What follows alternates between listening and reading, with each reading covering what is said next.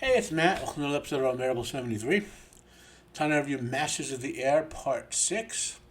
So this episode, we begin to get an idea of what they're going to conclude this series with, how they're going to time skip and manage it, since we're talking about a core group of characters, right, as opposed to the I guess you would say the bombers' progress, how they were used in Europe or whatever. That would be, I guess, a different series. It would be interesting if they did a follow Masters of the Air 2 about a different group of airmen and pilots and whatnot who were in a different part of the war, maybe, to show more of that. That would be an interesting follow-up to this. But that being said, let's get on to topics. So we've been following the early air raids in 1943 as the Allies were still jockeying. You know, they were allied, but they weren't a truly unified command. That grew in the war, especially in Europe, and we're seeing the ramifications of the U.S., for example, not having experienced this type of war before, so they have to invent new doctrine.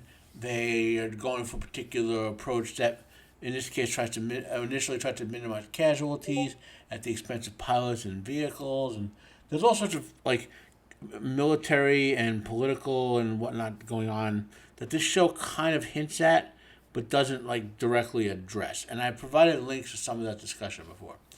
Now, next thing to talk about are POWs. Okay.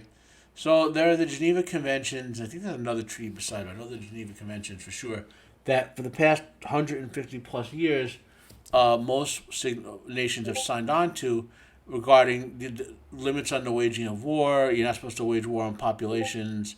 Well, you can't, once you capture a city, you can't just run up and shoot all the people anymore, which used to happen in the past. A sexual assault is banned, and you're supposed to punish people who do that. Genocide is banned because that's all sorts of stuff like that, right? And also prisoners are supposed to be treated a certain way so long as they surrender and don't resist violently, right? To some extent. Now, so that now we're getting into that phase of the show. We talk about that, right? Now, I have links to several different topics, right? To the Dulag Luft, which was a kind of a place where they took all the captured pilots, where they were interrogated and sent to the particular prison camps they were in. I have a link to Stalag Luft 3. Now that is famous or infamous because several movies were made about it. Because apparently, I thought I remember the two movies when I was a kid. Older one I don't remember the name of. Another one called The Great Escape, which is a great movie, right? And apparently there were a lot more of these type of escapes especially by the pilots, okay, from these German prison camps, and they were often ended rather badly for the pilots. Not saying they shouldn't escape, but half or more of these escapees were basically killed being captured, or killed in the process of being captured, or killed upon being captured, right?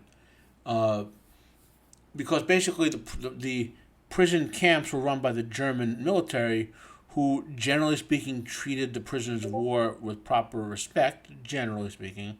But the recovery of the prisoners was done by the SS, who are basically murderous motherfuckers, or were. And then they would, under the orders of their leader, of course, they would punish the escapees by wanting to kill them all. Right? So, in Stalag Luft 3, as the basis of several movies, including The Great Escape, and I believe then there was another great movie called Stalag 17, all these great movies. Anyway, which was the basis of Hogan's Heroes, the TV show, and all that, right? And now the last thing I have a link for is the Russelheim Massacre. So we get to it in this show. The show plays fast and loose with the time period here, okay? So they depict the Russelheim Massacre, right? But that did not happen at the time period of this particular bombing. If I understood what they're telling in the show correctly, and remember history correctly, okay?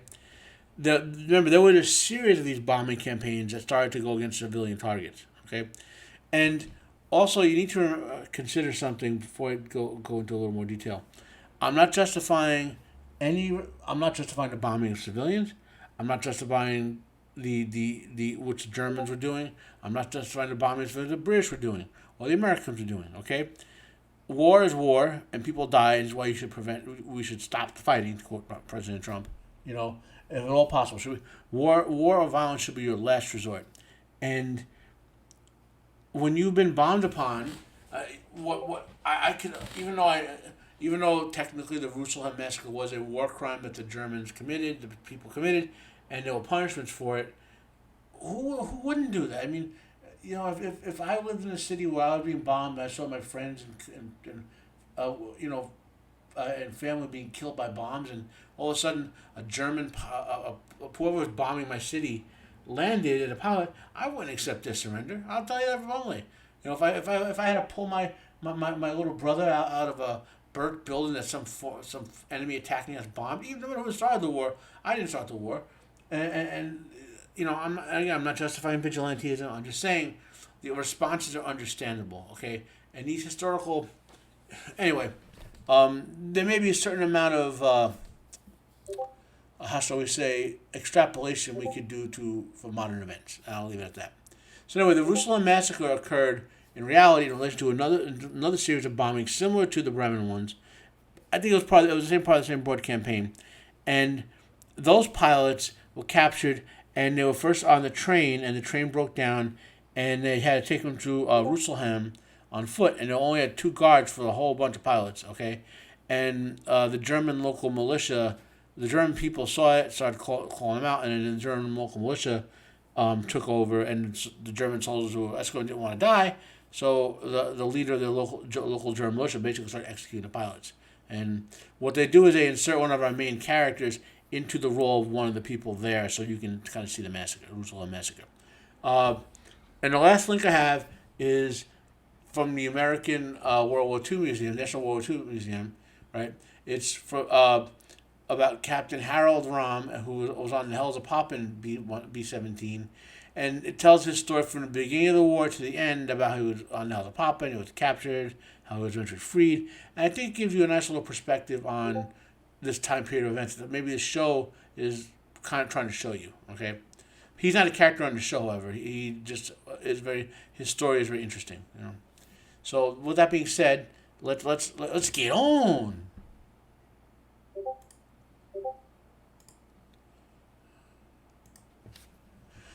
So we will lead in with where we were jumping back to where we left some of our main characters, right? Now,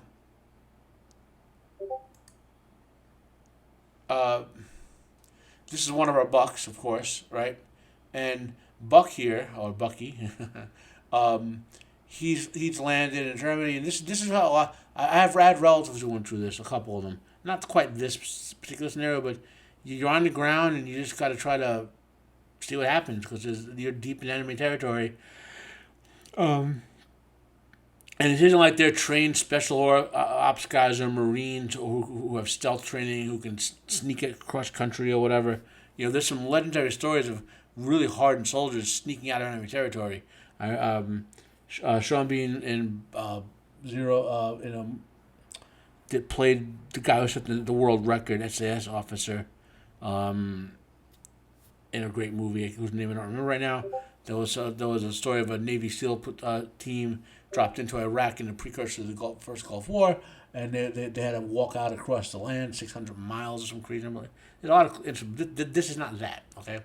So he's doing what he's doing, and you know, we talked about, you know, the German people. They're being bombed, and they're not trying to wage this war, but so their natural reaction is to be concerned about this guy, and obviously they have guns like insane people would in this time. Plus, you got to remember the German government was propagandizing hard, and you know they were punishing Germans who actively resisted to the point of executing them, right? Because that's what socialists do. To get you to comply, they keep punishing you to eventually they just purge you. this is a great scene. He's trying to be stealthy and quiet, and he doesn't want to shoot these guys. I mean, that's another little misnomer that when you talk to a lot of soldiers, very few of them want to kill anyone. They get a little inured to it with their times in the war and things they go through, but very few of them really want to kill people. I was talking to one of my uncles. Was an uncle or one of my cousins. Anyway, and he was like, there were less than 10 people he ever killed in war that he really wanted to kill, and usually they were people that they caught doing abhorrent things.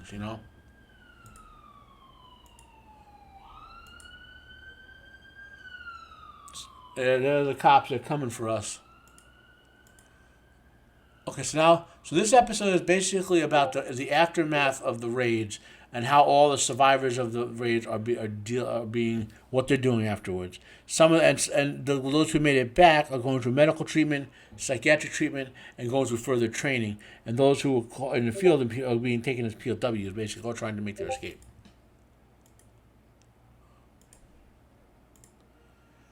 So this is the Russelheim Massacre. This is the Russelheim Massacre. I'll go back a bit. So there's the train. They're on the train. They're on the train. They're on the train. The train breaks down, and they travel. They're escorted through the city by these two German troopers. I mean, look. I mean, I could understand the response of the people. I'm not saying it was justified, but when you're pulling your babies out of those, war is a horrible thing. There are times it's necessary. Yeah, I mean, but you gotta defend yourself from aggressors and all. I'm not gonna show all the violence of it, but we gotta just stop the fighting as much as we could.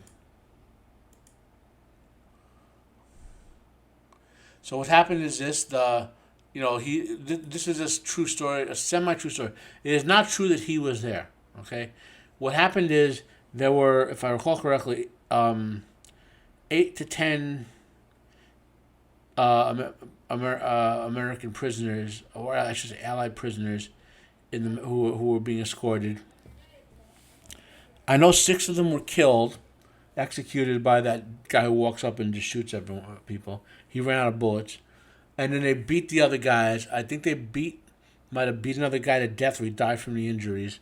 They beat them all unconscious. And then he kind of wakes up and he sneaks away while they're distracted by trying to beat the other guys to death. I don't remember if any more guys died from being beaten to death. I know there were several guys beaten very badly.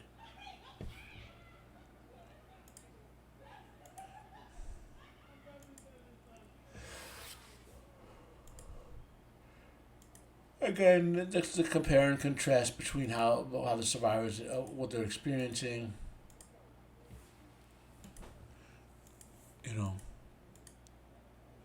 So far, the best scene to me was the pilot. The best scene so far was Buck originally when he was underwater and avoiding the 2 German farmers, and then later the scene of the massacre, very vibrant.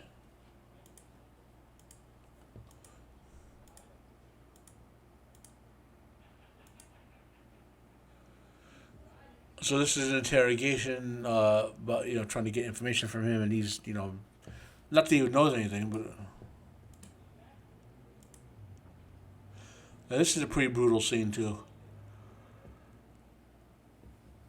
Those are obviously those are Jews, well, not just Jews, but Jews and the other people, the National Socialists of Germany were purging, like Polish Catholics and Romani and many other groups, all being taken away. They don't know that. Like, we know what that is, but at this time, they don't know what that is. And they're on a different train, and they think they're being sent to some sort of similar thing. And again,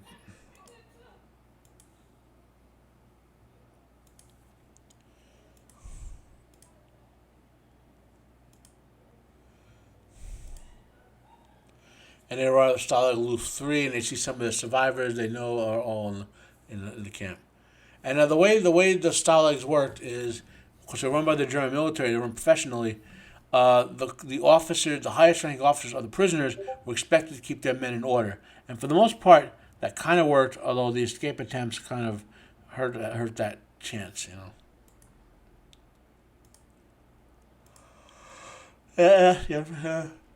There's three great scenes in there. Like I said, there's the great scene with the water, hiding in the water, the great scene with the Russelheim Massacre, and then the great scene with the trains, And there's a lot of good stuff in between, obviously. So,